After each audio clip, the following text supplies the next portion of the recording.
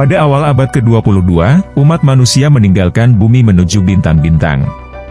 Kehancuran ekologis dan iklim yang sangat besar yang telah menandai 100 tahun terakhir telah menyebabkan dunia menjadi tandus dan tidak ramah. Pencairan es yang cepat menyebabkan laut naik, menelan seluruh kota. Deforestasi merusak hutan di seluruh dunia, menyebabkan kerusakan ekosistem hutan yang meluas. Sementara itu, kita terus membakar bahan bakar fosil yang kita tahu meracuni kita, dan dengan demikian menciptakan dunia yang tidak lagi cocok untuk kelangsungan hidup kita. Jadi kita mengarahkan pandangan kita di luar cakrawala bumi ke dunia baru, tempat untuk memulai lagi di planet yang belum tersentuh. Tapi kemana kita akan pergi? Apa peluang kita untuk menemukan planet lain yang sulit dipahami, dunia mirip bumi yang siap dan menunggu untuk menyambut dan melindungi umat manusia dari kekacauan yang kita ciptakan di planet yang melahirkan kita? Kita membangun teleskop astronomi yang kuat untuk mencari planet yang mirip dengan milik kita di langit, dan dengan sangat cepat menemukan ratusan kembaran bumi.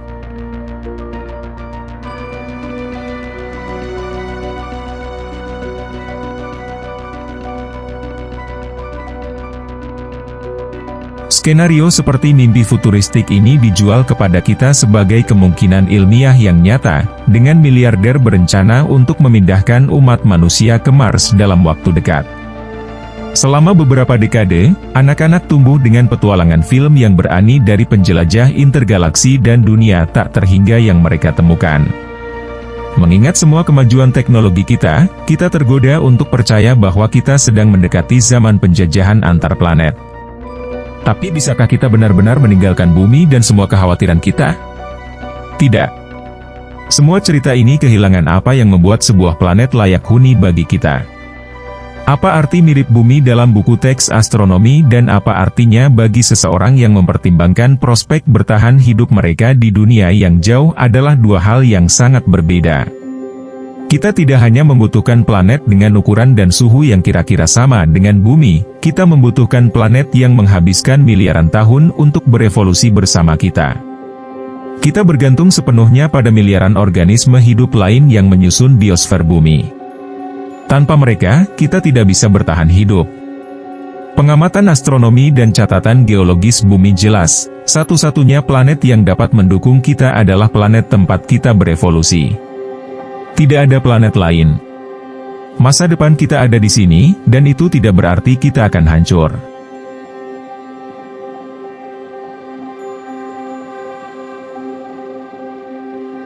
Target paling umum dari mimpi spekulatif semacam itu adalah tetangga kita Mars. Ukurannya sekitar setengah bumi dan menerima sekitar 40% panas yang kita dapatkan dari matahari. Dari sudut pandang astronom, Mars adalah kembaran identik bumi. Dan Mars telah banyak menjadi berita akhir-akhir ini, dipromosikan sebagai kemungkinan pos terdepan bagi umat manusia dalam waktu dekat. Sementara misi yang dipimpin manusia ke Mars tampaknya mungkin terjadi dalam beberapa dekade mendatang, bagaimana prospek kita untuk tinggal dalam jangka panjang di Mars? Mars saat ini adalah dunia yang dingin dan kering dengan atmosfer yang sangat tipis dan badai debu global yang dapat berlangsung selama berminggu-minggu. Tekanan permukaan rata-ratanya kurang dari 1% tekanan bumi. Bertahan hidup tanpa setelan tekanan di lingkungan seperti itu tidak mungkin. Udara berdebu sebagian besar terdiri dari karbon dioksida, CO2, dan suhu permukaan berkisar dari 30 derajat Celcius yang sejuk di musim panas, hingga minus 140 derajat Celcius di musim dingin. Perubahan suhu yang ekstrim ini disebabkan tipisnya atmosfer di Mars.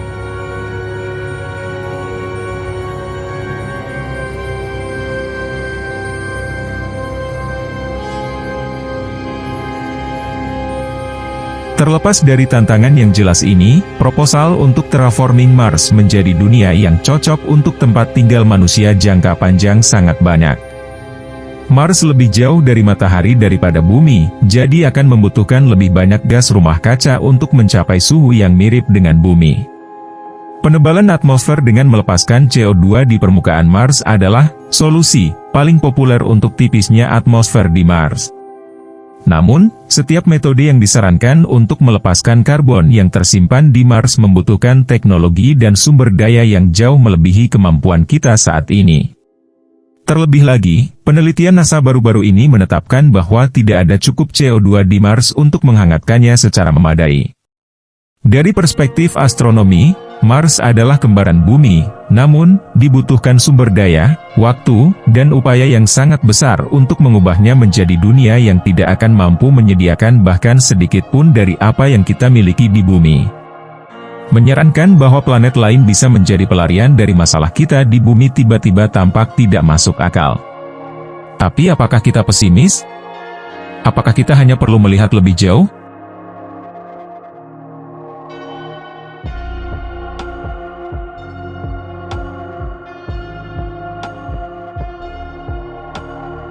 Satu masalah yang perlu dipertimbangkan adalah bahwa dunia lain berada pada jarak yang tak terbayangkan dari kita. Mars tetangga kita rata-rata berjarak 225 juta kilometer, sekitar 140 juta mil. Bayangkan sebuah tim astronot bepergian dengan kendaraan yang mirip dengan robot penjelajah New Horizons NASA, salah satu pesawat ruang angkasa tercepat umat manusia, yang terbang melewati Pluto pada tahun 2015. Dengan kecepatan tertinggi New Horizons sekitar 58.000 km per jam, dibutuhkan setidaknya 162 hari untuk mencapai Mars. Di luar tata surya kita, bintang yang paling dekat dengan kita adalah Proxima Centauri, dengan jarak 40 triliun kilometer. Dengan kendaraan luar angkasa yang sama, awak astronot kita membutuhkan waktu 79.000 tahun untuk mencapai planet yang mungkin ada di sekitar bintang terdekat kita. Tetap saja, mari kita sejenak membayangkan secara optimis bahwa kita menemukan kembaran bumi yang sempurna, sebuah planet yang benar-benar persis seperti bumi. Bayangkan ada beberapa bentuk teknologi futuristik yang siap membawa kita ke surga baru ini. Tertarik untuk menjelajahi rumah baru kita dengan bersemangat menaiki roket kita, tetapi saat mendarat kita segera merasa tidak nyaman. Di mana tanahnya? Mengapa lautan berwarna hijau dan bukan biru? Mengapa langit jingga dan tebal kabut? Mengapa instrumen kita tidak mendeteksi oksigen di atmosfer? Bukankah ini seharusnya menjadi kembaran bumi yang sempurna?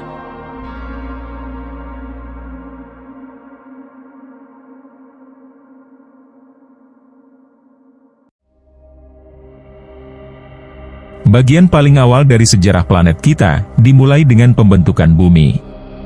Awal mula planet kita yang berapi-api akan menjadi tempat yang mengerikan dengan lautan lahar dan atmosfer batuan yang menguap.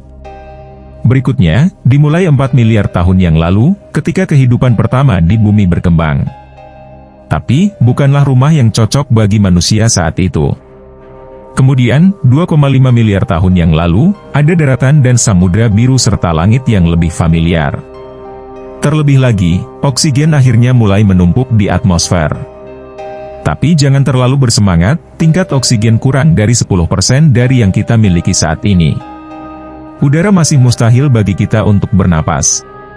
Kali ini juga terjadi peristiwa glasiasi global yang dikenal sebagai Snowball Earth, di mana es menutupi bumi dari kutub hingga khatulistiwa selama jutaan tahun sekaligus. Bumi telah menghabiskan lebih banyak waktunya sepenuhnya membeku daripada lamanya kita manusia ada. Melihat sejarah panjang bumi, kita menemukan bahwa kita tidak akan mampu hidup di planet kita untuk sebagian besar keberadaannya. Manusia modern secara anatomi muncul kurang dari 400.000 tahun yang lalu, kita telah ada kurang dari 0,01% dari sejarah bumi. Satu-satunya alasan kita menemukan bumi layak huni sekarang adalah karena biosfer yang luas dan beragam yang telah berevolusi selama ratusan juta tahun dan membentuk planet kita menjadi rumah yang kita kenal sekarang. Kelangsungan hidup kita yang berkelanjutan bergantung pada kelanjutan keadaan bumi saat ini tanpa ada rintangan buruk di sepanjang jalan. Kita adalah makhluk hidup yang kompleks dengan kebutuhan yang kompleks.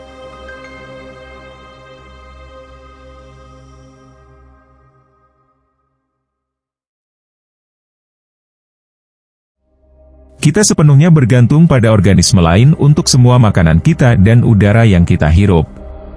Runtuhnya ekosistem bumi adalah runtuhnya sistem pendukung kehidupan kita. Mereplikasi semua yang ditawarkan bumi kepada kita di planet lain, dalam rentang waktu beberapa rentang hidup manusia, adalah hal yang mustahil. Beberapa berpendapat bahwa kita perlu menjajah planet lain untuk memastikan masa depan umat manusia. Dalam 5 miliar tahun, matahari kita, bintang paruh baya, akan menjadi raksasa merah, ukurannya membesar dan mungkin menelan bumi. Dalam 1 miliar tahun, pemanasan bertahap matahari kita diperkirakan akan menyebabkan lautan bumi mendidih.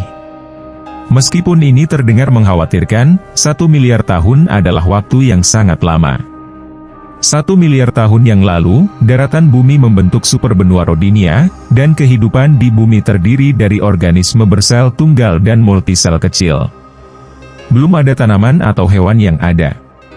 Sisa-sisa Homo sapiens tertua berasal dari 315.000 tahun yang lalu, dan hingga 12.000 tahun yang lalu semua manusia hidup sebagai pemburu. Revolusi industri terjadi kurang dari 500 tahun yang lalu.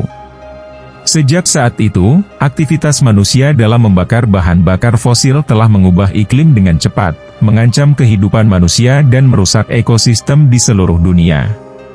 Tanpa tindakan cepat, perubahan iklim akibat ulah manusia diperkirakan akan menimbulkan konsekuensi global yang menghancurkan dalam 50 tahun ke depan. Ini adalah krisis yang menjulang yang harus menjadi fokus umat manusia. Jika kita tidak dapat belajar untuk bekerja di dalam sistem planet tempat kita berevolusi, bagaimana kita bisa berharap untuk mereplikasi proses yang dalam ini di planet lain? Mempertimbangkan betapa berbedanya peradaban manusia saat ini bahkan dari 5.000 tahun yang lalu, mengkhawatirkan masalah yang mungkin harus ditangani manusia dalam 1 miliar tahun adalah hal yang tidak masuk akal. Akan jauh lebih mudah untuk kembali ke masa lalu dan meminta orang Mesir kuno untuk menciptakan internet saat itu juga. Perlu juga dipertimbangkan bahwa banyak sikap terhadap kolonisasi luar angkasa sangat mirip dengan sikap eksploitatif yang sama yang telah membawa kita ke krisis iklim yang kita hadapi sekarang.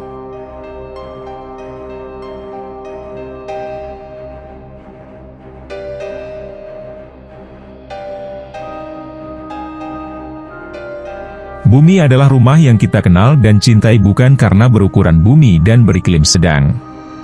Tidak, kita menyebut planet ini rumah kita berkat hubungan miliaran tahun dengan kehidupan. Sama seperti manusia yang dibentuk tidak hanya oleh genetika mereka, tetapi juga oleh budaya dan hubungan mereka dengan orang lain, planet dibentuk oleh organisme hidup yang muncul dan berkembang di atasnya. Hubungan itu bekerja dua arah, di mana kehidupan membentuk planetnya dan planet membentuk kehidupannya. Bumi saat ini adalah sistem pendukung kehidupan kita, dan kita tidak dapat hidup tanpanya. Hidup di bumi yang memanas menghadirkan banyak tantangan. Tapi ini tidak seberapa jika dibandingkan dengan tantangan untuk mengubah Mars, atau planet lain manapun, menjadi alternatif yang layak. Para ilmuwan mempelajari Mars dan planet lain untuk lebih memahami bagaimana bumi dan kehidupan terbentuk dan berevolusi, dan bagaimana mereka membentuk satu sama lain. Kita melihat ke dunia di luar cakrawala kita untuk lebih memahami diri kita sendiri. Dalam mencari semesta, kita tidak mencari jalan keluar dari masalah kita, karena bumi adalah rumah kita yang unik.